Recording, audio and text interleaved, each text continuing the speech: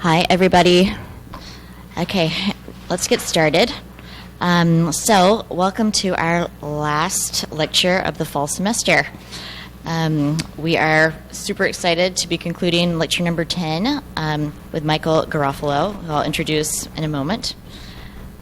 So, first, just a little bit about the department for those of you who might be first-timers.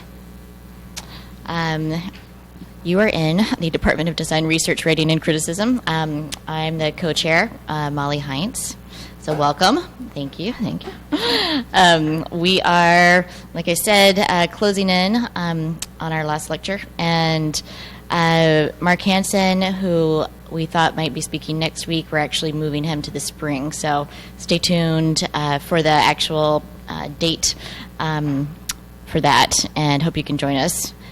We have a thesis extravaganza happening next week, so Mark kindly agreed to move his presentation. And in case you missed our very fun open house on November 10th, that shed some light on the department and gave a little background, I will just do a quick recap here. The program is really geared towards mid-career professionals, which is something I don't always emphasize, but because it's a 9-month program, it is great for people who are thinking about taking a year off or doing a career pivot. And the 9 months are quite intensive, but they are supported by significant scholarships that we offer here. And in addition to getting out in the field and having fantastic guest lecturers in, students are constantly reading, writing, and just a few notes on those issues. Last week I mentioned the Maria Popova Scholarship, which is called From Homecoming to Purpose. It's an essay contest, which this year was won by Samira Jain, one of our students from New Delhi, with her essay Connecting Minds, and that is now this week posted online on our website, so go check it out. And then this just came across my desk today. Akiko Bush, who's teaching research and writing for our spring semester, sent some of her reading list to me today, and I just thought it was such a nice list that I wanted to just give a little taste of it. So the students have been assigned to read Hair with the Amber Eyes over their break, FYI students, and these are a couple of the other books that Akiko's using in her class, which makes me want to take it myself. Additional faculty on our roster you can find on our website. And quick snapshot of all the different kinds of things we do here. This week I decided to highlight interviewing because today the students got put in the hot seat as interviewers, and Michael Beirut, Pentagram partner and designer extraordinaire and speaker extraordinaire, came in and was sort of a guinea pig for practicing live interviews. And the students did a really great job. Applying to the department is quite straightforward. Transcripts, recommendation letter, written statement, and a writing sample, plus a resume. Our priority deadline is approaching in about a month, but we do have rolling admissions thereafter. And you can find out lots more on our website. Here's what it looks like this week. It's constantly changing, as some of you know. And after this evening's lecture, if you haven't been here before, we have a tradition of convening back in our studio for drinks and snacks and to continue the conversation with the lecturer. So I hope you'll join us for that. So, as I said, this evening, Michael Garofalo is coming to us from StoryCorps, where he is the executive producer and editor. And he began his career in radio at StoryCorps in 2004. And StoryCorps, as I'm sure you know, is an organization that provides platforms for people to record their personal life stories with the goal of collecting and sharing the wisdom of humanity. And the interviews are archived at the American Folklife Center at the Library of Congress. You've probably heard some of the stories on NPR's Morning Edition, if you tune into that. StoryCorps founder David Isay received the 2015 TED Prize, and his TED Prize wish was to make StoryCorps accessible to a wide audience in the form of an app. So I didn't bring my phone up here, but check out the app if you don't have it. I think it's a good thing to have for family holiday gatherings. Michael actually started at StoryCorps as an intern himself, and here's a lesson for our students. In an interview, Michael said, "When my internship ended, I just kept showing up every day, and when a full-time position opened up, I was lucky enough to be there at the right time. I ended up becoming the first StoryCorps production assistant. I became a producer in 2005 and a senior producer in 2007. And now today, as executive producer, he leads the Peabody Award-winning production team responsible for StoryCorps' long-running weekly series on NPR that I mentioned.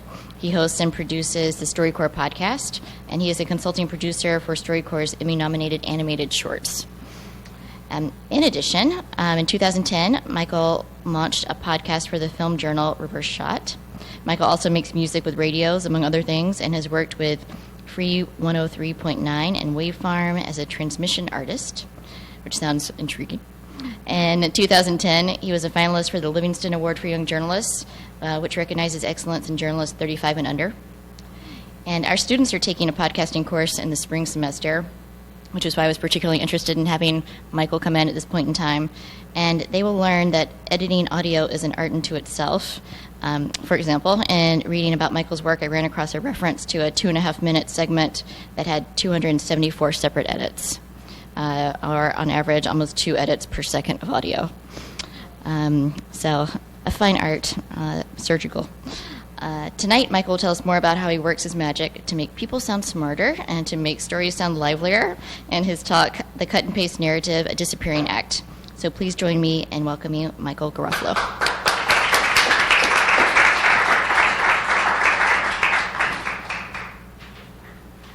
Great. Wow. Thank you, Molly, for that great introduction, and thanks for inviting me to come speak. I didn't know about this program before we talked about it, and it's fascinating and makes me kind of consider going back to school. So, as Molly said, I'm the executive producer for a project called StoryCorps. Can you hear me? Yeah? Okay. What StoryCorps is sometimes hard to explain. It's not an oral history project, although we sometimes say we are. It's not just a public radio program, although we are on public radio. It's not just an archival project, even though we send everything we record to the American Folklife Center at the Library of Congress. We're sort of all these things. So we're really interdisciplinary. We have people on staff who are librarians, we have people on staff who are technical recording specialists. We have people on staff who are community outreach specialists. It's social workers, and we have my team, a small team of radio producers and journalists. So the best way to sort of, I think, just describe StoryCorps is just to actually say what it is that we do. So we create these things called story booths. You're looking at one up on the screen right now. This is a converted Airstream trailer. We call it a mobile booth. There's a recording studio inside there. It looks like that. And it travels around the country, parks in public places, and anyone can come in and record an interview with anybody else that they want. And so the thing here is that a journalist is not interviewing them, and it's not a professional oral historian either. It's everyday people interviewing each other about whatever they want to talk about. We don't determine what people talk about when they come in either. We record these interviews. At the end of the interview, they're about 40 minutes long usually. You get a CD that you get to take home and keep forever. And if you sign a release form, another copy goes to the Library of Congress, and then me and my team can also consider it for broadcast. Has anybody here ever done a StoryCorps interview? No? Okay. We have recorded, I ask because we've actually recorded in our booths about 60,000 interviews, a little over 60,000, and that's since 2003. And Molly mentioned our app, which we just released earlier this year, and we just did an effort called the Great Thanksgiving Listen, where we tried to double our archive over one weekend, and actually as of today, we have done that. So now we have 120,000 interviews That's roughly 240,000 people, because it's 2 people have participated. We've been broadcasting on NPR's Morning Edition every Friday since May 2005, so over 10 years. We're also on other programs. We've had series run on Latino USA, on Weekend Edition with Scott Simon. We've been on This American Life, Snap Judgment, lots of other public radio programs you may have heard of. So, like I said, we have about 120,000 interviews, but we've produced 800 for broadcast. So it's a very, very, very small slice of what's recorded that actually makes it to air. This is pretty typical in documentary work, that you have a ratio like that. If any of you have ever worked on a documentary film, or if any of you are photographers, you know that you take a ton of photographs just to get that one really good one. Well, it kind of works the same in audio. The pieces are, raise your hand if you've ever heard a StoryCorps story on NPR. Okay, so they're pretty short, right? They're about 2.5, 3 minutes of interview audio. The segment itself is usually about 4.5 minutes long. We're on a news program, so that's actually really valuable real estate, and we have to fight for every second that we are on air, because we're not news, and we're always competing with whatever's happening at that moment. So I actually feel like the best presentation of our work is on our podcast, which you should subscribe to, because here we're not bound by the clock that dictates a radio program. We can do whatever we want. And on our podcast, we usually go a lot deeper into the stories. You maybe hear more of the interview, more of the 40-minute interview. We do conversations with the producer of the interview, follow-ups, themed episodes. So that's really what we're doing, I think, our most interesting and best work right now.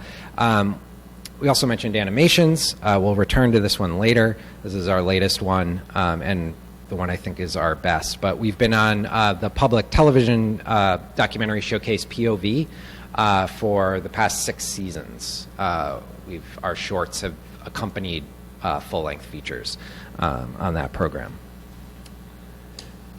So we started with this booth in Grand Central Terminal. It's not there anymore. We were there rent-free for 4 years before they kicked us out. This booth was actually opened by Studs Terkel, who was a legendary oral historian from Chicago and radio personality as well. The idea for StoryCorps grew out of Dave Isay's documentary radio work. So for about 20 years before StoryCorps, Dave made long-form documentaries about the people on the margins of society, people whose stories never got told. So that included the first ever documentary in any medium about the Stonewall riots, which was broadcast in 1988 or 89. And he also went into prisons in Louisiana, talked to men serving the longest life sentences anywhere on the planet. He also did a documentary, my favorite actually, it's called The Sunshine Hotel, which was done on the Bowery, where the new museum is now. The sign is still there for the Sunshine. It was a flop house, so he went into a flop house, spent about a year recording and interviewing the men who lived there. And it's really, really intense, amazing stuff. And StoryCorps, what he noticed doing these interviews was that these people who had never told their story, had never been asked anything about their life, when they got the chance to talk about their life, he could see them visibly, he could see their backs straighten. And they would take a sort of pride that they had never had before. And he sort of wanted to see as an experiment, so what would happen if that experience that I have as a journalist talking to people, what if is there a way that I can open that up to as many people as possible, so that it's not just a journalist who can ask those questions, but anybody can. So that was the seed of the idea for StoryCorps. He had no idea if it would work, and we definitely, at the beginning, did not think there was going to be any radio that came out of it. We thought it was just going to be the interview experience was going to be the sole reason for it. Like I said, Studs was there in 2003, October 2003, and cut the ribbon on the booth, and he gave a speech, which I'd like to play for you.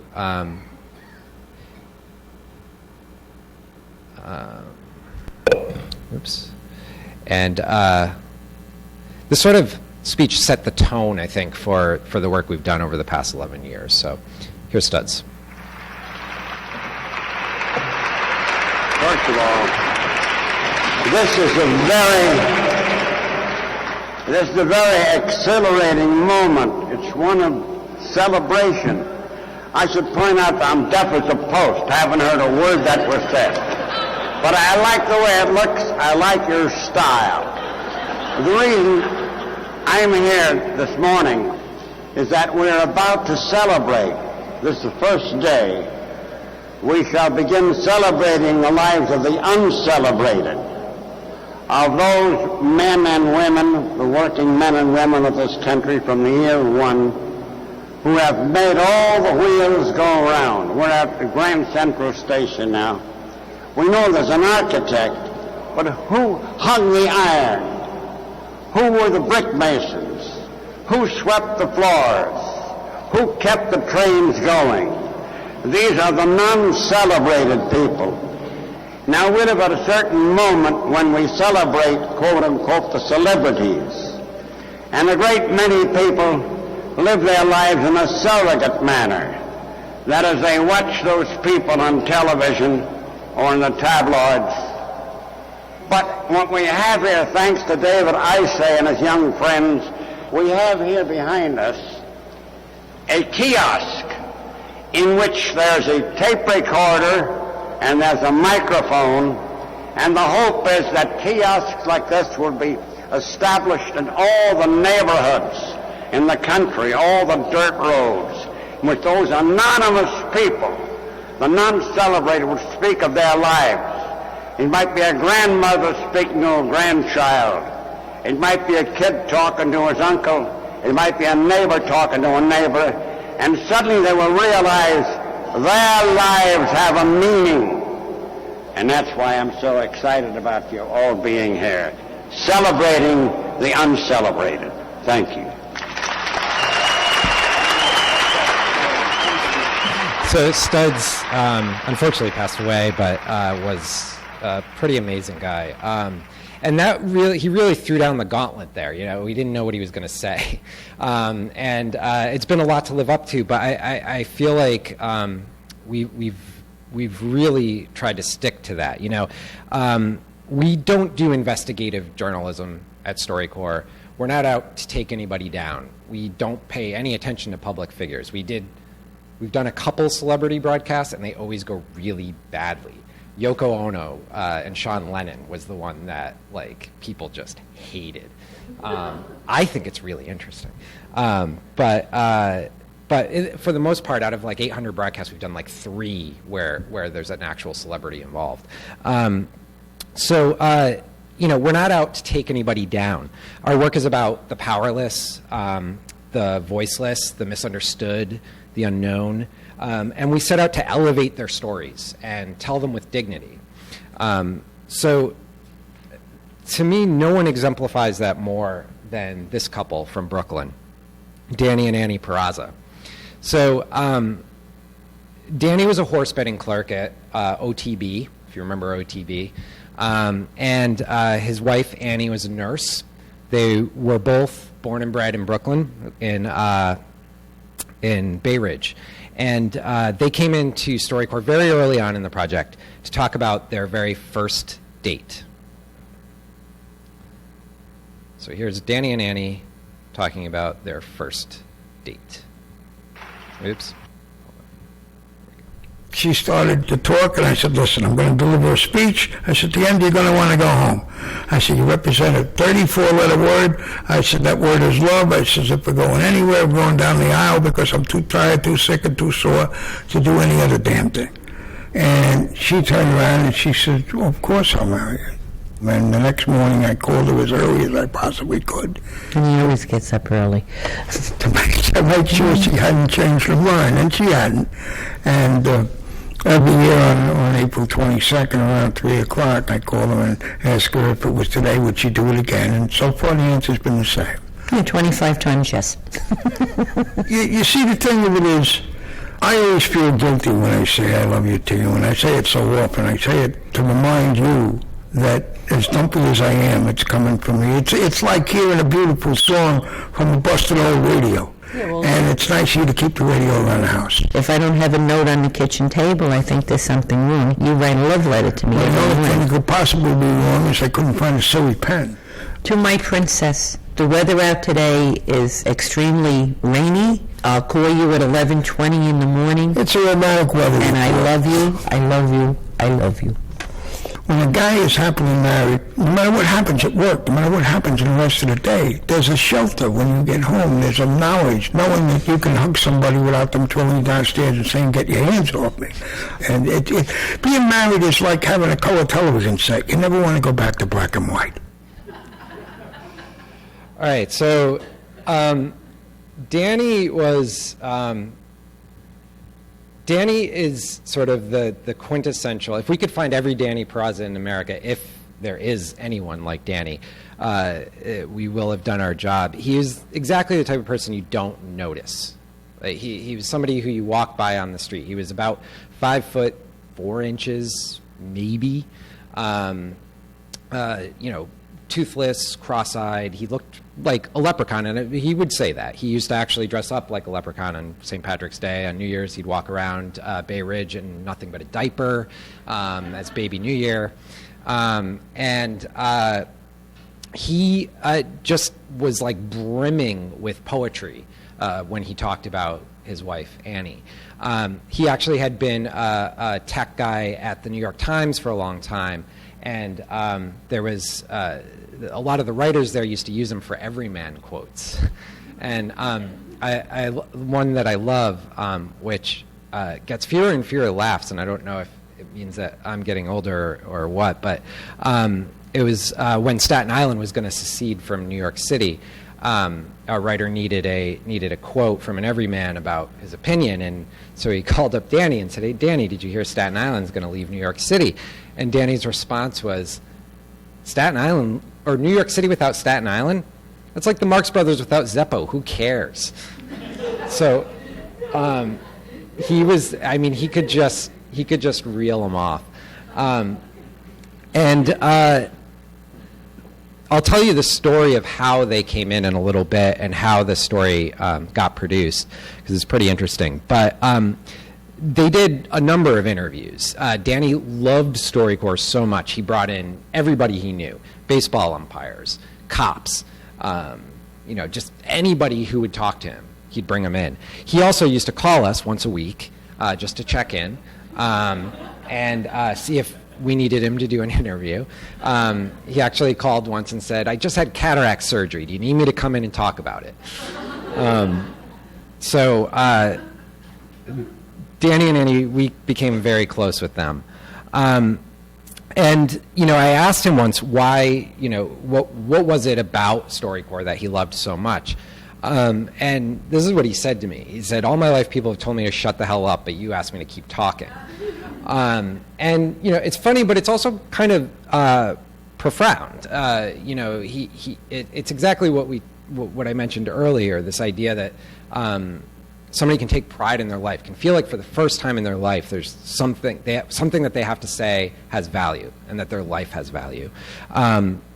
Unfortunately, Danny became very ill very quickly with liver cancer, and pancreatic cancer, I'm sorry. And this was in 2006. And he was so sick that he couldn't even come into the booth for an interview, but he did want to do one last interview with Annie. So I went to his house in Bay Ridge. We recorded this interview. Danny was so sick that he couldn't even sit up. He was lying on the couch, and Annie was sitting next to him. The illness is not hard on me. It's just, the finality of it. And him, he goes along like a trooper. Listen, Even downhill, a car doesn't roll unless it's pushed, and we'll give them a great push. The deal of it is, we try to give each other hope, and not hope that I'll live, hope that she'll do well after I pass, hope that people will support her, hope that if she meets somebody and likes him, she marries him. You know, he has everything planned, you know. I'm working on it. She said it was her call. She wants to walk out behind the casket alone. I guess that's the way to do it, because when we were married, you know how your brother takes you down, your father takes you down? She said, well, I don't know which of my brothers to walk in with. I don't want to offend anybody. I said, I got a solution. I said, you walk in with me, you walk out with me. And the other day, I said, who's going to walk down the aisle with you behind the casket? You know, to support her. And she said, nobody. I walked in with you alone. Mm-hmm. There's a thing in life where you have to come to terms with dying. Well, I haven't come to terms with dying yet. I want to come to terms with being sure that you understand that my love for you up to this point was as much as it could be, and will be as much as it could be for eternity. I always said the only thing I have to give you is a poor gift, and it's myself. And I always gave it. And if there's a way to come back and give it, I'll do that too. You have the Valentine's Day letter there? Yeah. My dearest wife, this is a very special day. It is a day on which we share our love, which still grows after all these years. Now that love is being used by us to sustain us through these hard times. All my love, all my days, and more. Happy Valentine's Day. I could write all along about her. She lights up the room in the morning when she tells me to put both hands on her shoulders so she can support me. She lights up my life when she says to me at night, wouldn't you like a little ice cream? Or would you please drink more water? I mean, those aren't very romantic things to say, but they stole my heart. In my mind, in my heart, there has never been, there is not now, and never will be another Annie. So we recorded that story on a Thursday. I edited it over the next week, and we ran it. We ran it on a Friday, and Danny passed away a couple hours after it was aired. When we posted that news on the NPR website, we got literally thousands of condolence letters from listeners to Annie. And we printed those out, gave her a stack of them, and she actually held them as she walked behind the casket with Danny at his funeral. And in place of her love letter from Danny, she now reads one of those emails every day. Annie's still alive and well. I just saw her a couple nights ago, actually. So to me, the story of Danny and Annie is everything. Literally, it's love, it's loss, it's death, it's how you want to be remembered. To me, like, this is what StoryCorps is built for.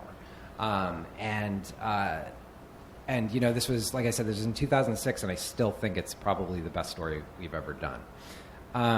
So now you know a little bit about what we do, a little bit about why we do it. So I'm going to move on now to how we do it. This little tear-off calendar sheet is hanging in Dave Isay's office. And it's sort of our, it's sort of a motto of ours. And you know, the subtitle of this talk is A Disappearing Act. And if you notice, my voice was not in either of the Danny and Annie stories, right? There was no host. We don't have a charismatic host. We don't have, like I said, the journalists aren't doing the interviews themselves. So what we say a lot of times is this radio that we make, it's not about us. It's about them. And so we've developed a style in which the producer is invisible. And not to say that there isn't, there isn't authorship there, but it is it's not apparent.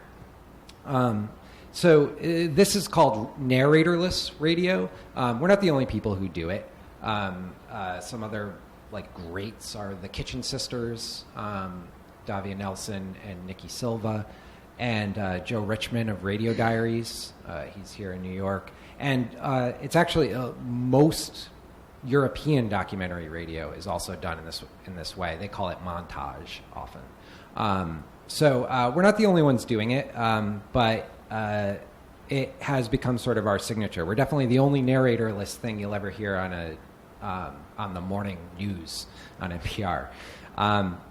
Just a few descriptors of our style, which you've just heard a couple examples of. It's transparent, doesn't draw attention to itself. There are, over the past 5 or 6 years, there's been a big movement in radio to do a lot of sound design in a very cinematic, theatrical sense. And we don't do that, and we intentionally don't do that. The reason why is because we're trying to make something timeless, something that's going to age very, very well. We also want to make things that you don't need a certain amount of cultural capital to appreciate. So we want to make something that anyone can connect with, whether they're a janitor or the president. So that's why we don't do any fancy schmancy sound design. The disappearing from the piece means that we get to push the storytellers forward and put the spotlight on them. And the way we do that is through craftsmanship, and that's where we come into this quote. There's a common misperception about StoryCorps that people just walk into a booth, tell a 2.5-minute story, and walk out. So the reason that my father won't do an interview, even after all these years, he says, I can't tell a story like that. And that's kind of a compliment to our producers and their ability to edit. But I'm going to talk a little bit about how we disappear now. So Molly mentioned earlier a piece. This is actually the Pro Tools, which is the editing program we use. This is the Pro Tools edit session for a broadcast. This is the final version of it. It goes through a lot of iterations. I think this is something like version 18 or something. This started as a 40-minute interview. It ended up at, 33, 50, a little over 2 minutes long. And as Molly said, there are 274 edits in this piece. So each one of if you've never worked with audio before, what you're seeing up there,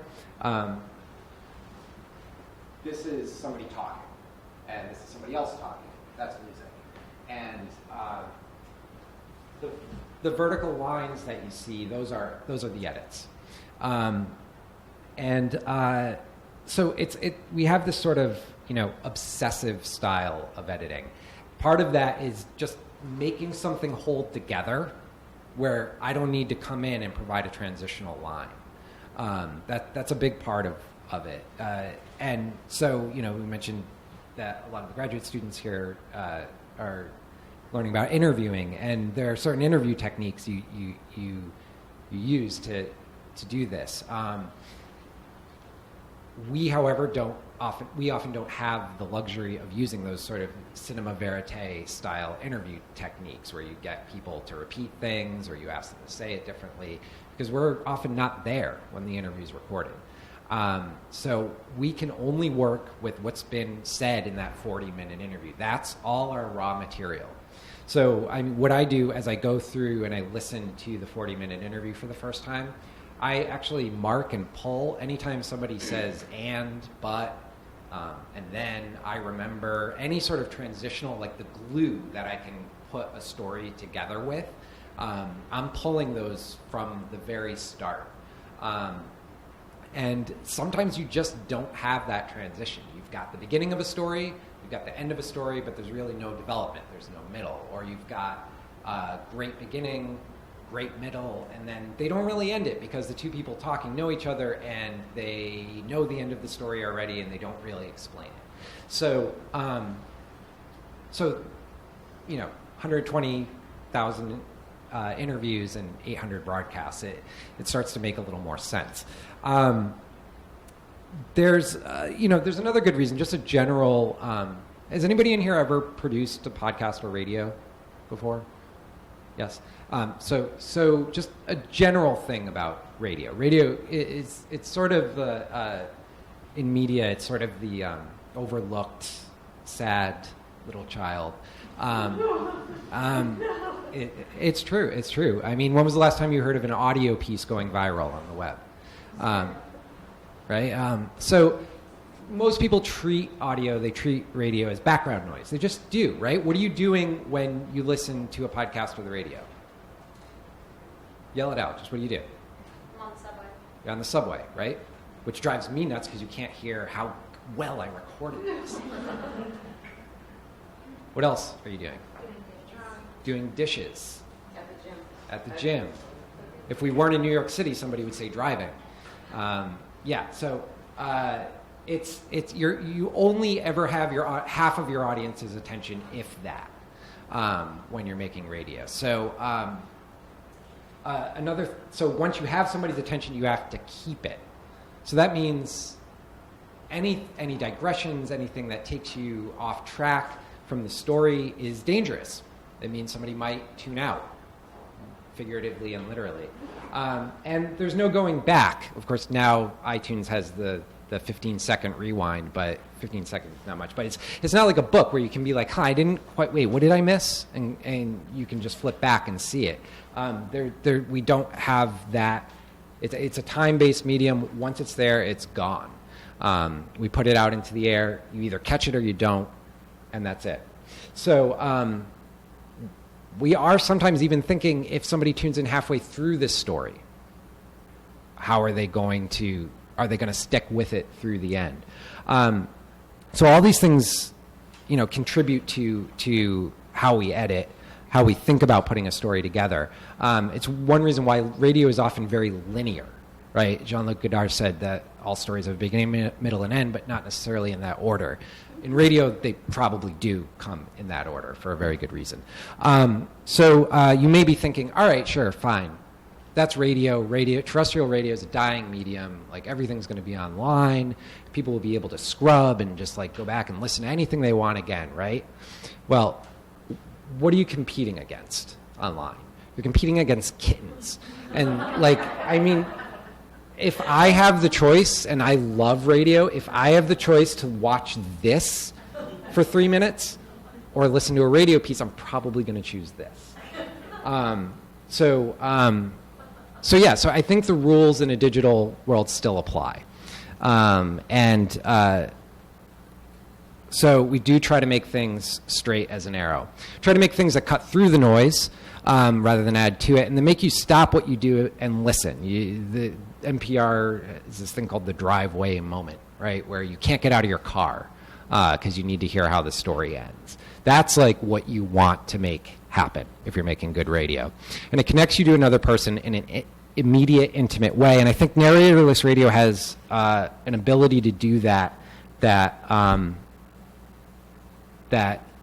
other forms, they can do it, but there's something different about when you're just sitting with that one person for a while and it feels like they're speaking directly to you. So there are interview techniques, like I said, that can help you with this. But really, what we rely on at StoryCorps is editing and assembling a story. That's where authorship lies for us, is in the editing process. So we usually spend about a week on one story. We usually kill every 3 to 5 stories that we start. So our ratio is 1 to 3, 1 to 5 of stuff that we cut actually makes it to air. So we have a really, really high bar, and the more stories that we air, the higher the bar becomes, because we're not going to do that story again, and we're not going to do that story again. So to quote the Kitchen Sisters, who I mentioned earlier, this is the best description of our style of editing that I've ever read. So they also record long oral history style conversations. And what's emphasized here are two things. That the pieces become highly composed. And they say that they're writing with other people's words. They call it an act of ventriloquism. And I think that's right on. Like that's how I think of myself. Is, you know, I get somebody to talk on tape for a long, long time, and then I use those words to tell their story in the best way that I can. The other thing that's highlighted here is we do cut the hell out of them. So everything that you hear on the radio is very highly edited. It's because it's not a visual medium. In visual mediums, we've accepted. We can see the cuts. We know when cuts happen. We understand that this is a modified form of reality. But in radio, there's still that sort of like naive sense that like what you're hearing is as it happened. So, for example, if you listen to NPR and you hear a report from a football field talking about, you know, what the Jets are doing, and you hear practice going on in the background, and you hear like, you know, whistles blowing and people tackling each other and stuff, the reporter was not standing on the field delivering his narration while that was going on in the background. He recorded that stuff on its own. He wrote his piece. He worked with an editor on the copy. Then he went into a studio. He recorded the piece, and an engineer mixed it all together.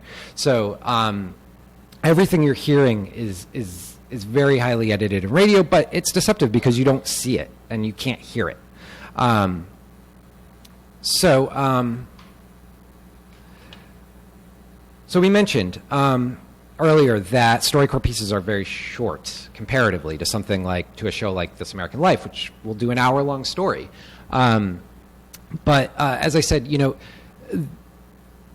public radio news magazines like Morning Edition, like All Things Considered, they used to do documentaries. That's actually, you know, if Dave was starting now, he would not have a career because he used to do 24-minute documentaries regularly, and he would get assigned these things by NPR. And now, like I said, 4 minutes, 30 seconds, that's a long time on public radio now. It's gotten shorter and shorter and shorter. With the exception of independent shows like This American Life, there really isn't a showcase for long-form radio. But what's interesting is if you go back and listen to Dave's documentaries, I encourage you to do this. If you listen to Dave's documentaries, time out how long any one person speaks. And it runs about, any guesses? 2 minutes. It's 2:30 if it's very long. And you know, the documentary is made up of scenes with these different people, but there's something about a narratorless form that things start to collapse under their own weight at a certain point, and you just can't sustain the narrative without something else, some element of sound design, maybe some music, or a narrator. So at StoryCorps, I always like to say we're not writing novels. Okay, it's more like a poem. You can't cover an entire life in a 40-minute interview. You just can't do it. So how are you supposed to do it in a 2-minute and 30-second radio piece? You know, I like to think of what we're trying to put on the air every week is a poem. It's lyrical. It deals with maybe a single idea or a single theme. And it doesn't try to do too much. And we've been pretty successful with that. Another thing that might be helpful to think about is to think about photographs. You know, another thing that I say to people when I'm editing them is, like, you're not telling the whole story, you're telling a story from this person's life. And if you do it right, you might get sort of at the core of who they are. So Danny and Annie, I mentioned that I would talk a little bit about that process. So that first interview, the one where he said the thing about the radio and, you know, color television and marriage, that interview is like 2 hours long. And the piece is only 1 minute and 40 seconds maybe. But I can guarantee you, if Danny or Annie were here today, they'd say, yeah, that's it. That's absolutely what we wanted to convey.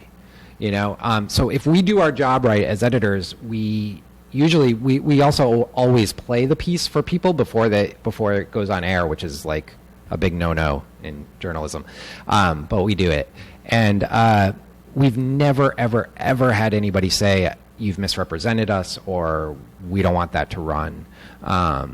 So we've had like one person maybe be sort of hesitant to reveal something, and we convince them that they should do it. So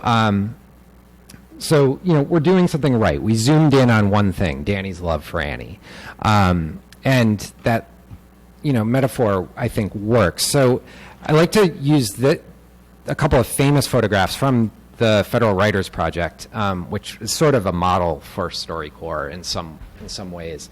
So during the Depression, right, the government employed writers and photographers to go out and document American life. Dorothea Lange was one who did a lot of work in California and in the Dust Bowl. And this is one of her very, very famous photos called Migrant Mother.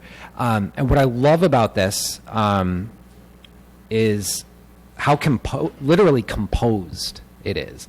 When I look at this, it just feels so classical. Well, maybe not classical, but like almost like Renaissance, right? Like almost like these are cherubs on the Madonna's shoulders or something. Like it's got this very, very lofty feel to it. And this is a very poor nomadic farm worker in the Dust Bowl and her children. And this conveys so much about this woman. We could sit here and talk for 20 minutes about what we see in her face, and what her hands tell us, what the dirt on them tells us. There's so much communicated here in one photograph, a closely cropped photograph. There's so much we don't see, right? We don't see where they live. We don't see what the conditions are where they live. We don't see if there are other kids. So there's just so much here in just this one shot. So that's also sort of how I think about our stories, is try to pack in as much character and as much like texture about a person as possible into a single shot. This is actually, there's a great discussion. There's a book by Dr. Robert Coles, who's I think he's still alive. I hope he's still alive. He's a professor emeritus at Harvard of English. And he wrote this, he gave a speech at the New York Public Library in the 90s called Doing Documentary Work, which was then published as a book. He is also one of the founders of the Center for Documentary Studies at Duke. And he's founded the photography magazine Double Take also. And his analysis of these photos is brilliant. And I love what he says about this one, that she made a decision here. You can find the contact sheet for this online, and you can see lots of other photos that she took this day. But this is the one that survived, and this is one she chose to put forward. And that's really what editing is about, right? You have a lot to work with, and you have to decide what is the thing that really conveys what I need to convey here. I think there's a lot of similarities between what we're trying to do at StoryCorps and the work that these photographers were doing 80 years ago. I love this. She was looking for one picture that would bring us within a person's world rather than keep us out, and move from a well-meant compassion to a sense of respect or even awe. So it's this idea of presenting people with dignity again. Here's another one. This one is Walker Evans from Let Us Now Praise Famous Men. And what he says here is also interesting when you're thinking about editing. Again, he would have taken a lot of photos. There are other photos on this reel on this roll of film that you can see where I believe it's his daughter, is sitting right next to him. They're on the porch of their house. It's like a log cabin. But you don't get any of that, right? All you get is a close-up of this person. There are these other possibilities to tell a story. There's always other ways to tell a story. But you have to figure out what is the story you're telling, and how do you do that? Here, he wanted us to be almost confronted by this guy, right? He stares right into the camera in comparison to her. I think those are choices. So when we're talking about radio, I always say, the wide shot is the context of the background for a story. It's not the story. I think about, the New York Times after a natural disaster will do that slider thing where you can see like before and after of the damage, and it's like a satellite view. And that's like, it's really cool. It's like, wow. But if, a photo on the ground of somebody who's just like lost their home in a tornado or something is so much, it stays with you, right? It has an emotional resonance. That's what we try to do with StoryCorps. They're close-ups. And hopefully you feel like you're sitting across that table in our booth with the person as they talk to you. So a little bit about what do I listen for? How do I choose from these 120,000 interviews? I'm going to play you a few that'll be illustrative.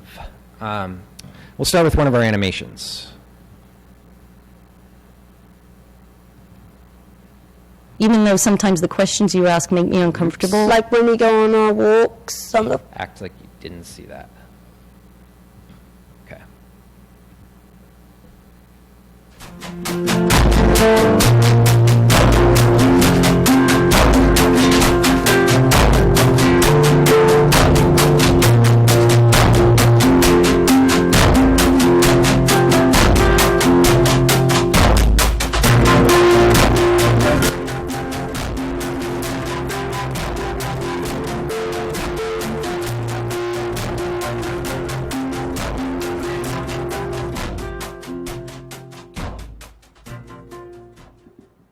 From a scale of 1 to 10, do you think your life would be different without animals? I think it would be an 8 without animals because they add so much pleasure to life. How else do you think your life would be different without them? I could do without things like cockroaches and snakes. Well, I'm okay with snakes as long as they're not venomous or can constrict you or anything. Yeah, I'm not a big snake person. But cockroach is just the insect we love to hate. Yeah, it really is.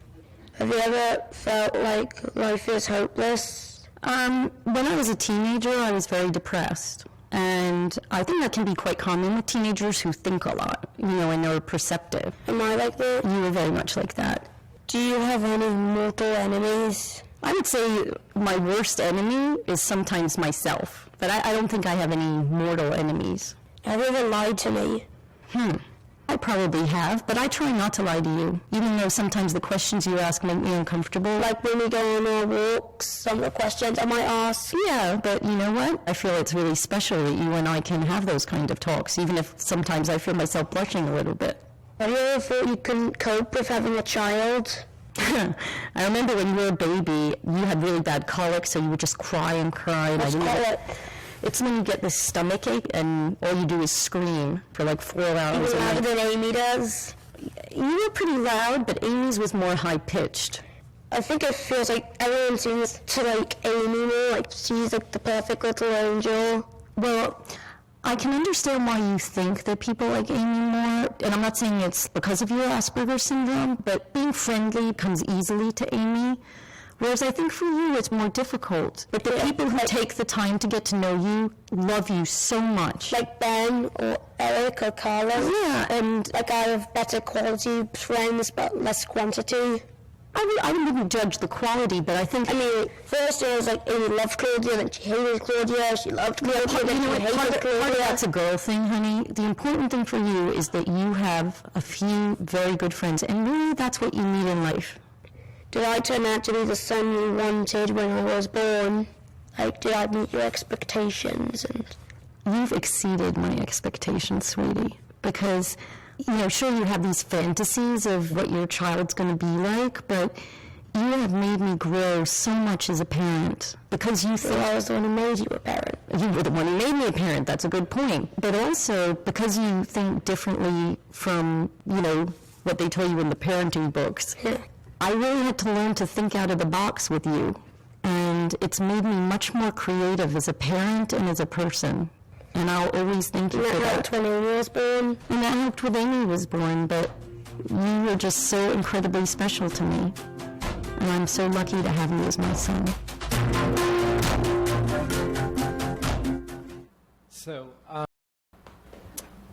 So just going back to that photography metaphor for a second, there are no statistics about autism, about Asperger's syndrome, where on the spectrum it is, all that sort of thing that you could do in a radio story about somebody with Asperger's. But this is just the conversation. It's just them, and it's a lot of showing and not a lot of telling. And that's what we try to do. This is actually them on the day of their interview. Josh is actually now a junior in college, and is doing fairly well. They did a follow-up interview 5 years later, and we're going to do another one after he graduates, and hopefully do a sort of like 7-Up type of thing with them over the years. But so, I mentioned what I thought narratorless radio has that that makes it special. What I think StoryCorps has that makes it special is the pairing, is the relationship between the people. Ira Glass says on one episode of This American Life that like the one thing that you're trying to do always when you're interviewing somebody for the radio is get them to forget that you're interviewing them and just talk to you like a regular person. And as a journalist, that's really hard to do. But we already start from that point because they're sitting across from somebody they know. So people's guard is down, they're more relaxed. And we get some pretty amazing stuff that way. This is really a story about their relationship. There's no like single narrative here, right? Like the structure of this thing is the questions. Like it is an interview. The name of this, we titled this animation Q&A. And it has for me what every StoryCorps piece should have in it. And that's that moment of something. I haven't figured out what to call it yet, but when he says I have better quality friends but fewer quantity, and there's that pause where she's trying to figure out how to respond to that, that moment where like everybody's taken by surprise, right? Somebody in the interview, the listener's taken by surprise, everybody's taken by surprise. That moment is like really what makes some of these pieces really really amazing. So I want to be conscious of time. But we'll move on a little bit. This is another story, and it really emphasizes the pairing. I mentioned earlier that Danny and Annie had done a lot of interviews. Well, Danny was actually brought in the first time to StoryCorps by one of those newspaper guys who used to quote him. And the person who recorded that interview, a StoryCorps employee, noticed that every time Danny talked about his wife, he sort of lit up and talked more energetically. So she said after the interview, well, you should come back in with your wife.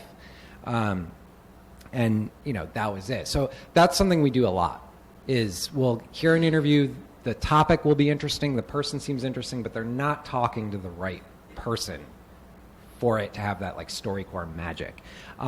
This one, they were. These are two people who could have easily been enemies. The young man you see there, his name is O'Shea Israel. When he was a teenager, he was at a party one night. He got into a fight with another guy at the party and killed him. He's now 34 years old, and he finished serving a prison sentence for murder. And the woman he came to StoryCorps with, that you see up there, that's Mary Johnson. She's the mother of the boy that O'Shea killed.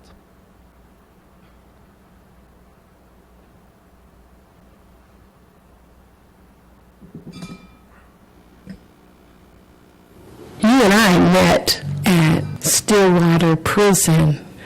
I wanted to know if you were in the same mindset of what I remember from court, where I wanted to go over and hurt you, but you were not that 16-year-old. You were a grown man. I shared with you about my son. And he became human to me, When I met you, it was like, okay, this guy is real. And then when it was time to go, you broke down and started shedding tears, and the initial thing to do was just try to hold you up as best I can. Just hug you like I would my own mother, you know.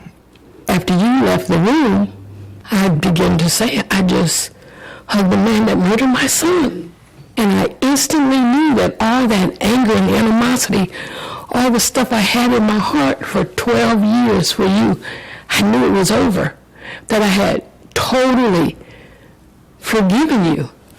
As far as receiving forgiveness from you, sometimes I still don't know how to take it because I haven't totally forgiven myself yet. It's something that I'm learning from you. I won't say that I have learned yet because it's still a process that I'm going through. I treat you as I would treat my son, and our relationship is beyond belief. We live next door to one another. Yeah, so you can see what I'm doing. You know, firsthand. Mm-hmm. We actually bump into each other all the time, leaving in and out of the house. And you know, our conversations, they come from, boy, how come you ain't called over here to check on me in a couple of days? You ain't even asked me if I need my garbage to go out. Uh-huh. I find those things funny because it's a relationship with a mother for real. Well, my natural son is no longer here. I didn't see him graduate. Now you're going to college. I'll have an opportunity to see you graduate. I didn't see him get married. Hopefully one day I'll be able to experience that with you. And just to hear you say those things and to be in my life in the manner in which you are is my motivation. It motivates me to make sure that I stay on the right path. You still believe in me. And the fact that you can do it despite how much pain I cause you, it's amazing. I know it's not an easy thing, to be able to share our story together, even with us sitting here looking at each other right now. I know it's not an easy thing. So I admire that you can do this. I love you, lady. I love you too, son.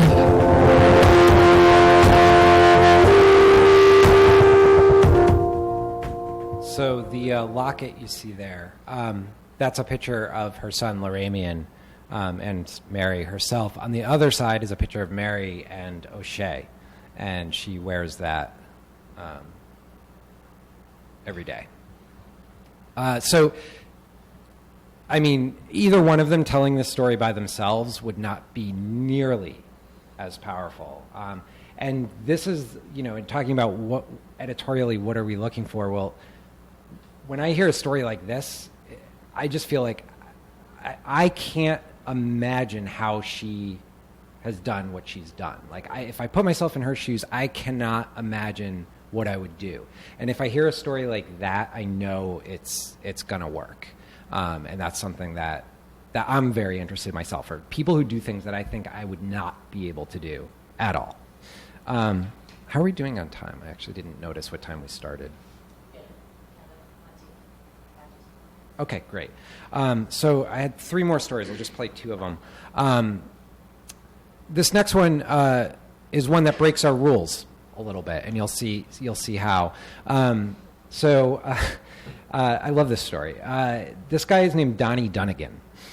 He's a highly decorated veteran of Korea and Vietnam, and he was a Marine. He says it was the perfect fit for him, as long as nobody found out about his past. As a youngster, he was briefly a child actor, and he was tapped by Walt Disney to be the voice of Bambi in the 1942 animated film about a young deer learning about life in the forest. And he's now 80 years old, and he recently sat down with his wife, Dana, to talk about his, keeping this secret for all these years.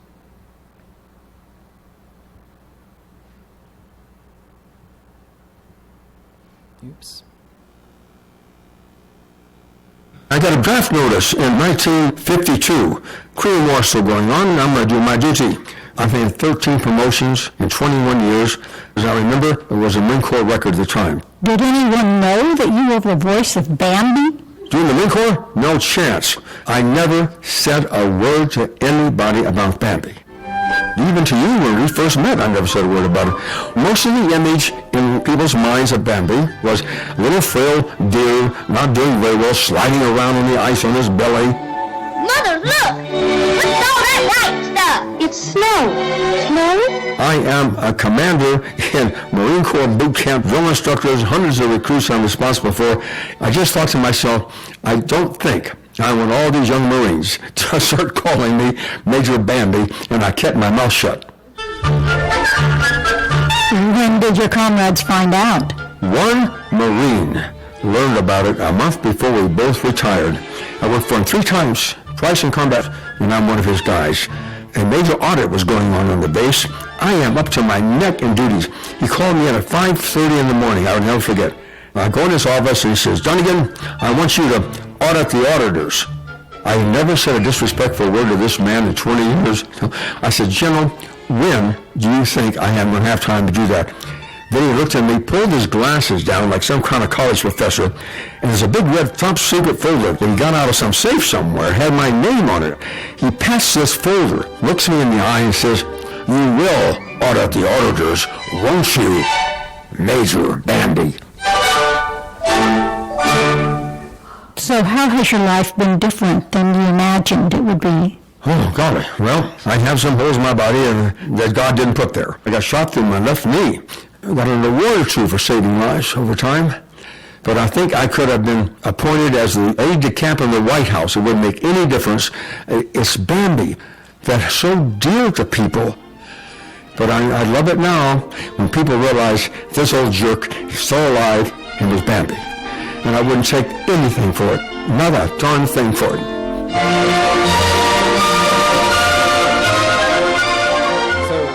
Obviously, I mean, it was just too good to pass off. We had to use the audio. I mean, once we started listening, let me back up. So the material you're working with in radio is sound, and specifically in documentary radio, you're working with the voice, right? And he has an incredible voice, and that can get you halfway there. An incredible voice, an incredible way of talking. And then, we got curious. We said, well, wait a minute, what did Bambi sound like? And I love that clip because he has the exact same cadence as he did as a little kid still today. Listen to the way he says, what's all that white stuff? It's amazing.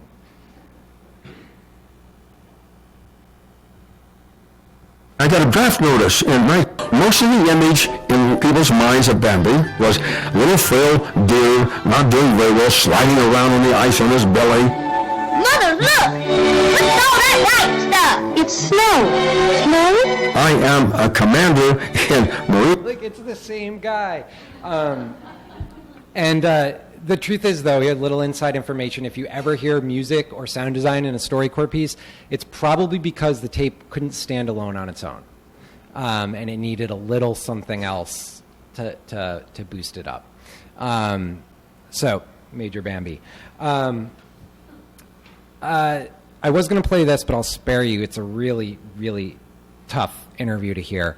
The guy on the left is Travis Williams. So you may also sometimes hear monologues on StoryCorps, which seems, again, to be breaking a rule that or at least a style that we've set up. Monologues are really like what The Moth does, right? The difference, of course, is that we're unscripted and it's based on an interview. So sometimes it just makes sense editorially to only have one voice. And this guy, Lance Corporal Travis Williams, is an Iraq war vet, and he's the only Marine post 9/11 to lose every other member of his 12-man squad. He's the sole survivor of an attack. So it just made sense that we would only hear from him in the interview. No.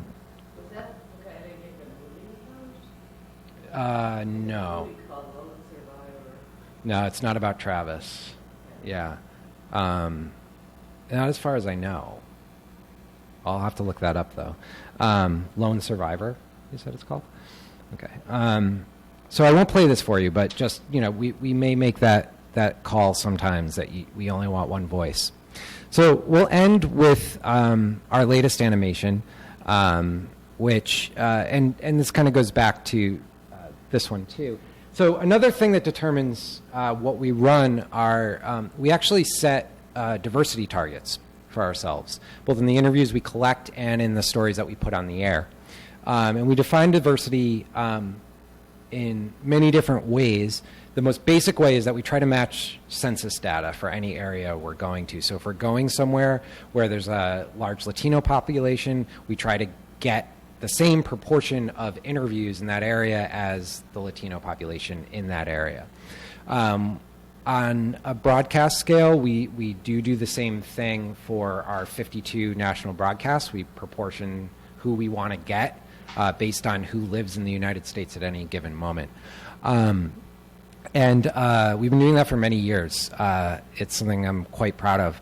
But we also have these special initiatives where we actually set out to record a specific group of people. We've done one called Griot for African Americans, one called Historias for Latinos, and Military Voices, family members of 9/11 victims, and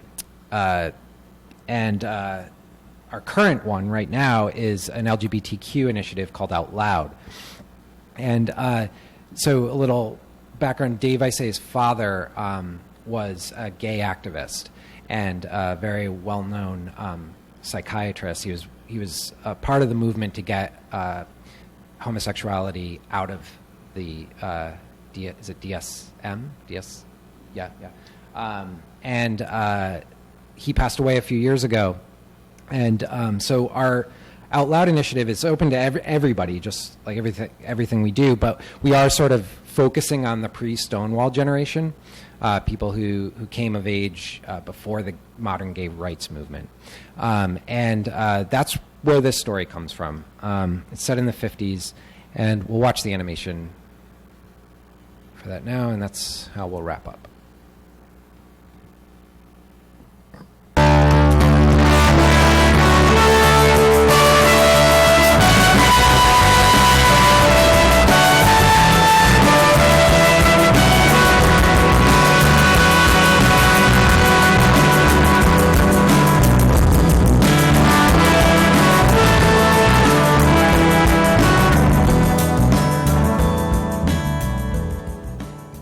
I'm riding to school with my oldest brother, and on the way to school I'm putting glitter all over my face. And my brother said, "What in the hell are you doing?" I said, "I'm putting on my costume." He said, "Well, I wouldn't be caught dead wearing that." So he dropped me off at the school, and he called my dad up, and he said, "Dad, I think you better get up there. This is not going to look good." So my dad drove up to the high school. And he had his farmer jeans on, and they had cow crap on him, and he had his clodhopper boots on, and when I saw him coming, I ducked around the hall and hid from him. And it wasn't because of what I was wearing, it was because of what he was wearing. So the assembly goes well, and I'm climbing the car, and I'm riding home with my father. And my father says to me, "I was walking down the hall this morning and I saw a kid that looked a lot like you ducking around the hall to avoid his dad, but I knew it wasn't you because you would never do that to your dad." And I squirmed in my seat, and I finally busted out and I said, "Well, Dad, did you have to wear your cow crap jeans to my assembly?" And he said, "Look, everybody knows I'm a dairy farmer. This is who I am." And he looked me square in the eye. And then he said, "Now how about you? When you're a full-grown man, who are you going to go out with at night?" And I said, "I don't know." And he said, "I think you do know, and it's not going to be that McLaughlin girl that's been making Google eyes at you, but you won't even pick up the damn telephone. Now I'm going to tell you something today, and you might not know what to think of it now, but you're going to remember when you're an adult. Don't sneak, because if you sneak like you did today, it means you think you're doing the wrong thing. And if you're running around spending your whole life thinking that you're doing the wrong thing, then you'll ruin your immortal soul." And of all the things a father in 1959 could have told his gay son, my father tells me to be proud of myself and not sneak. My reaction at the time was to get out in the hayfield and pretend like I was as much of a man as I could be, and I remember flipping 50-pound bales 3 feet up into the air going, "I'm not a queer, what's he talking about?" But he knew where I was headed, and he knew that making me feel bad about it in any way was the wrong thing to do. I had the patron saint of dads for sissies. And no, I didn't know it at the time, but I know it now.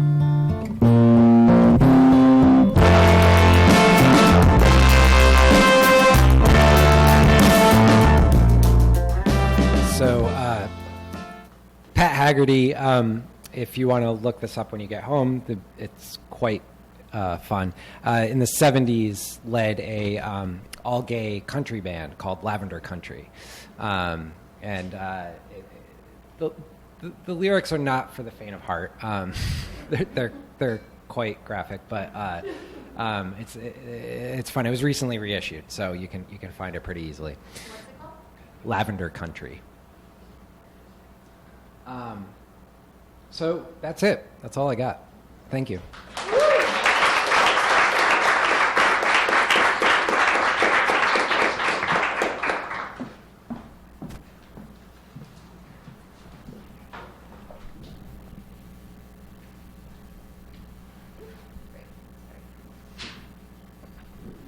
Thank you. I'm not sure this is on. But can you guys hear me nonetheless? Okay. So we'll just do a few questions up here and then turn it over to the audience for questions. So I guess one general question that comes to mind is in celebrating the uncelebrated, you're taking on a big responsibility. I mean, these stories are so personal and intimate that I just wonder how, you personally or other editors that you work with personally, negotiate that and just really it must be, I would imagine, a fairly intense at times process. And can you just talk about that a little bit? Yeah, absolutely. It is very intense. You're right. Especially with the military stories. Most of us who work at StoryCorps, it's who you would expect to work at StoryCorps. It's younger people, college educated, middle class mostly. Most of us were not touched by these wars directly. And we heard a lot of tough stuff. And it takes its toll. The 9/11 stuff as well. For 10 years we did 9/11 stories. And we still do one every September. And those are hard. And responsibility is the right word. That's we take it very seriously. How do we handle it? A lot of levity, maybe where it wouldn't seem appropriate sometimes as a safety valve. Especially in the naming of our podcasts. But I think you just need when you're working with something like this, it's tricky because I talked about disappearing as a producer, and you have to make sure that you don't forget about yourself. Also, I think a lot of our producers want to protect the people that whose story they're telling, and they often forget about themselves in that. So it is, you do need to take time. It's not uncommon for people to take a couple days off after doing a brutal story. And in terms of the internal editing process, is it collaborative? Are you all working together and talking through things quite a bit? Yeah, so the way our process works is every Thursday morning we listen to everything that's been edited over the past week as a group. We hash it out, we argue, and I get to say what moves on finally. But it is a discussion, and people fight for what they want, for things they care about. It's as far as the actual hands-on editing of the audio. That's something I should mention. Actually, we don't edit on paper. A lot of radio is transcribed and edited on paper. That's not how we work. We work directly off the audio, and we transcribe only when it's all done. So there's a lot of time on headphones, with each other, let me take the mouse, you take the mouse, try that. It's usually an editor and a producer working together like that for about a week, and it gets bumped up to me or to Dave, and for final tweaks and thinking about the whole segment. How is it going to be presented? What's the host copy going to be? What's the music going to be? So I was just looking back at my notes to see exactly what you said about radio, and you called it a sad little child. So, but I mean, Sad little child who's like having a streak of popularity at the moment. Well, that's what I was and going is to say. really worried that that's going to go away. Yeah. So, well, it does seem that there's this resurgence, and of at least the audio form, whether it's radio or podcast that you download. So you're worried that might go away, truly? Well, we don't know. I mean, Serial. It was only a year ago that Serial came out, right? And Serial is the thing that there have been podcasts for 10 years before Serial, but Serial was when like people's grandparents started listening to podcasts, right? And it was really a turning point. It was the fastest program I think to ever get to 5 million downloads, and they made a lot in sponsorship. It basically proved to advertisers that advertising on podcasts was good business, which meant that there was suddenly money flowing into podcasting, which there had never really been before. So you do have this proliferation over the past year of a lot of new shows. It's really great. I was just talking to somebody the other day at another show about freelancers and how suddenly she feels like, wait a minute, like where is everybody? Oh, they have jobs now. So it's a really good thing for the industry, but like I said, it's only been a year. Don't you think it's a function of technology, perhaps, and the evolution of personal technology? Absolutely. Yeah. I mean, these things are like perfect for transporting stuff around, and like we said earlier, audio is a great multitasking medium, and I think people just love good stories. Like that's what it comes down to. Whatever the medium is, like if you have a strong narrative, a compelling narrative, people are going to connect with it. So, just the sheer volume you were talking about is pretty mind-boggling. If you think about if each one of those 120,000 pieces is maybe roughly 40 minutes when they start out, I mean that's a lot of minutes. And if only a handful ever see the light of day, so to speak, as a radio broadcast or podcast, can you speculate on what could happen with the other mountain of material? Yeah, absolutely. I can actually tell you some examples of stuff that's happened that we haven't done. That's part of the cool thing about making an archive, is that people will use this in ways that we don't imagine because we're in it. So one really cool thing is there was a study done at MIT about African American speech, and they analyzed hundreds of interviews where it was two black people speaking to each other, and they were able to map a lot of different linguistic traits geographically because of that. We also we did something at the New Museum a few years ago, and as part of it, we somebody who was working on geotagging technology produced a bunch of stories from that where people are talking about things around, like near the New Museum. So there was actually an audio walking tour where you would go to the location of where the story was about, and we didn't do that. Somebody else did that. So I think it's wide open. Who knows? This is it's the first ever born digital collection at the Library of Congress.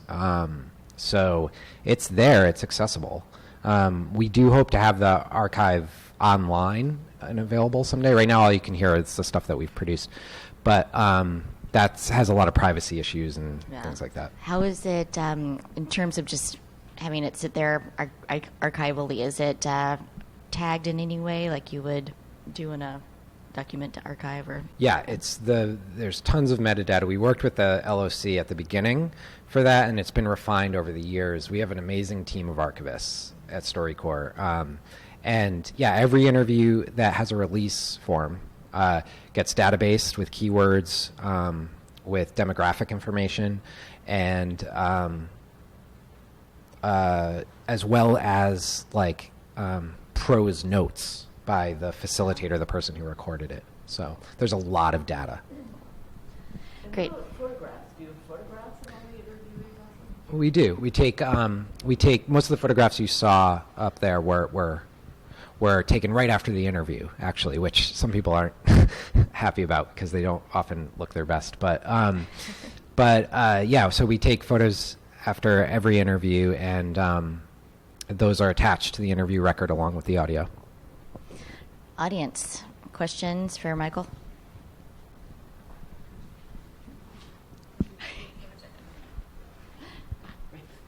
I'm also wondering about your animation. How do you select what's going to get animated? How many animators do you work with?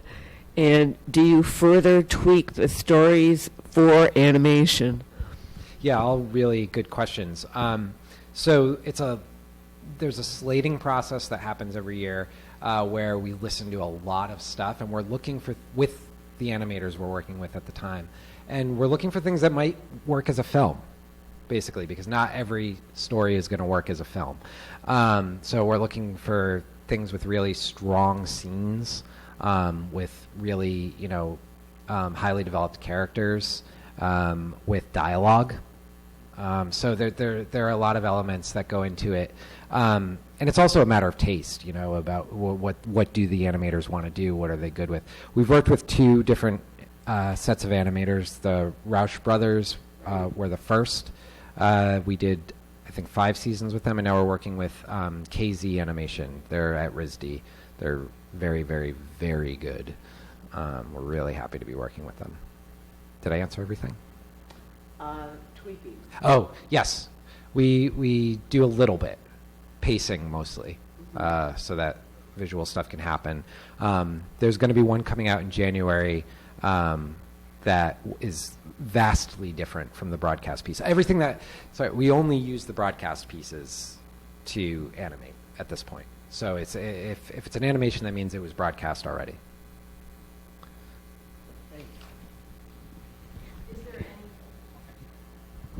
How do you screen people who are going in to interview each other, and do you give them any guidelines whatsoever on, talk about that process a little? Sure.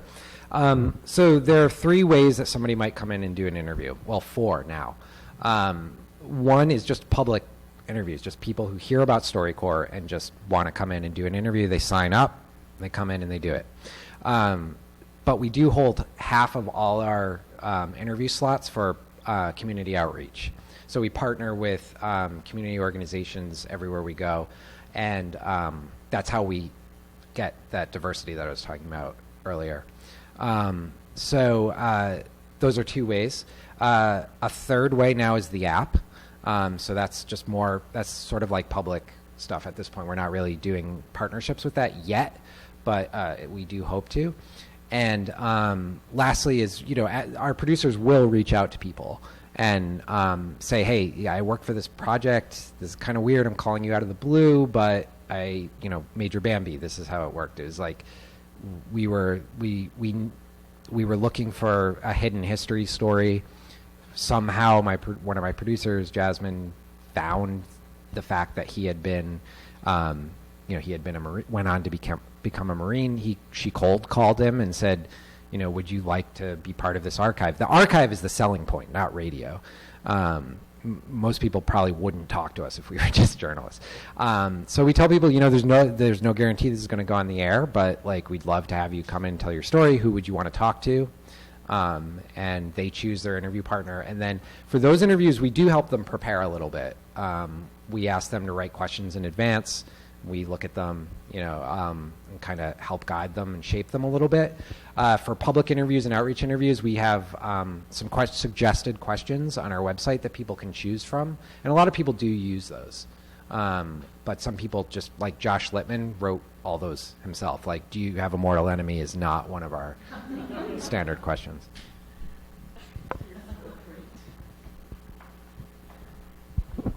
How are you funded? Are you independent producers, or do you spend a lot of time trying to write grants, or do you just hope that you can sell everything that you do? Well, we're a nonprofit, and we are independent. We're not NPR. That's something that is commonly confused. because we run on NPR and it's our highest visibility. But we are independent. I thankfully don't have to write grants.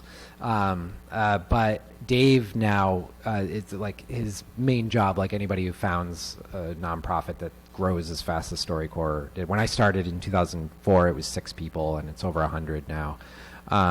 He spends a lot of time raising money. It's not cheap to do it right. This idea of responsibility to make sure that things are recorded properly, to make sure things are archived properly, to do the really difficult work of outreach, to make sure that we're collecting a diverse archive. So we're funded through foundation grants, government grants, Corporation for Public Broadcasting is a big funder, and individual donations.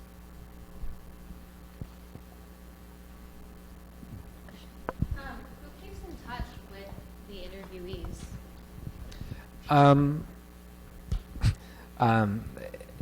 It depends.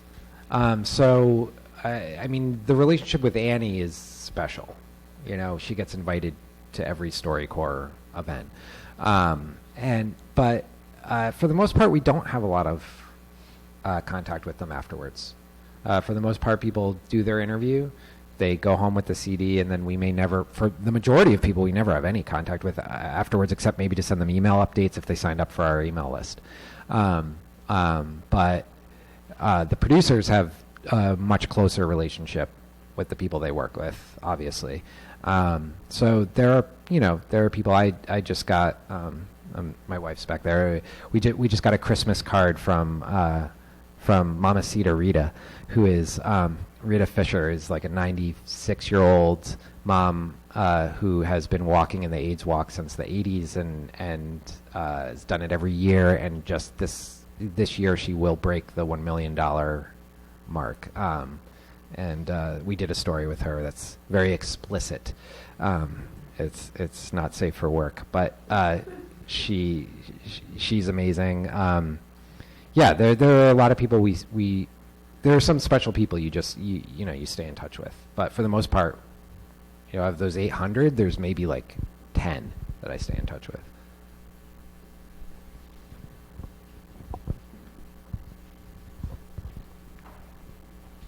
I was just thinking about if you say out of every 3 or 5 that you start to edit, you finish.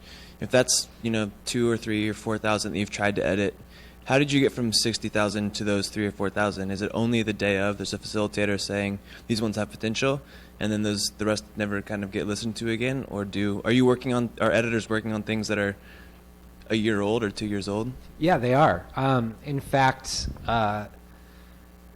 so because the archive is so well constructed, it's really easy to search.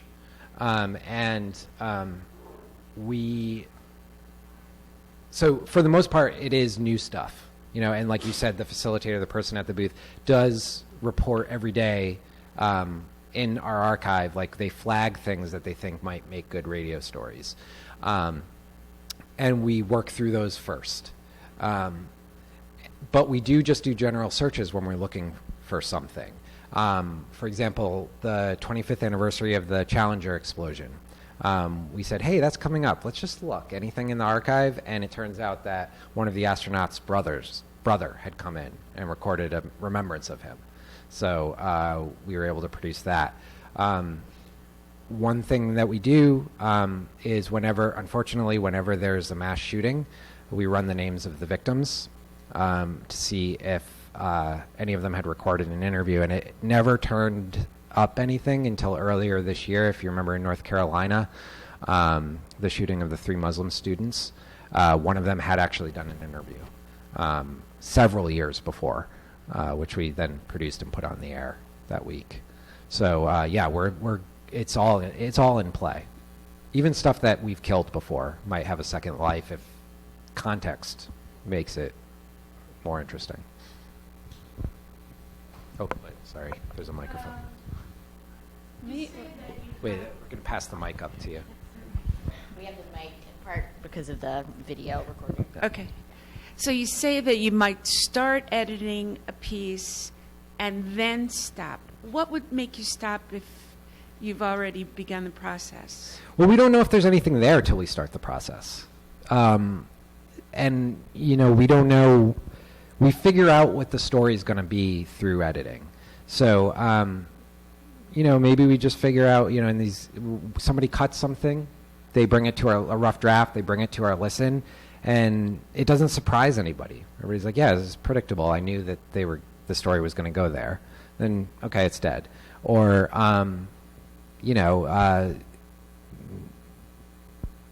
sometimes, like, I was just working on a story today that had a great opening. Like, it was just hilarious and it had all this energy, and then it just petered out. It just didn't, there was no payoff. It's always got to get better than where it starts. And sometimes it just doesn't. So there are a lot of things that could contribute to killing a piece, but too many to mention. Okay, we'll take one more question here in the back. I would like to know a little bit before the part that you just mentioned. So you have 60,000 interviews. What are the clues that make you feel like this might be good for broadcast? And what are the red flags where you're like, that's not the first one we're going to touch? So it's hard to tell until you hear it. We go, like I said, we rely on our facilitators who are there, who are present for the interview. If they really like it, we trust that we should listen to it. So that's really the first thing. If one of our facilitators says, I loved this interview, we're going to listen to it.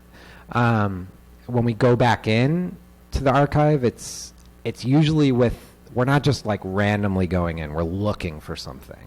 And so we'll cut whatever seems promising from that. It's hard to tell. I can tell you what I know tends not to work, and none of it, I have to qualify all of it because I could be proven wrong tomorrow. But artists tend not to really work. Performers tend not to really work, and activists tend not to really work. So people who are very self-conscious about the image they're putting forward, who maybe have an agenda about what they want to say, it's harder for them to get to a place where it feels like they're just really talking and don't have a filter. And so that's just a sound thing. It's just a feeling thing when you listen back that you can't tell until you listen. Great. So let's continue the conversation with Michael next door over some drinks. But first, if you could please join me in thanking him one more time for such a great talk. Thanks for having me.